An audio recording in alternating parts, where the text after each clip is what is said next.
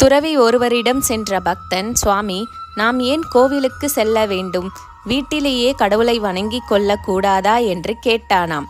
உடனே துறவி அவனிடம், உனக்கு அதை பற்றி பிறகு விளக்குகிறேன், அதற்கு முன்பு எனக்கு குடிக்க சற்று தண்ணீர் கொண்டு வருகிறாயா என்று கேட்டாராம்.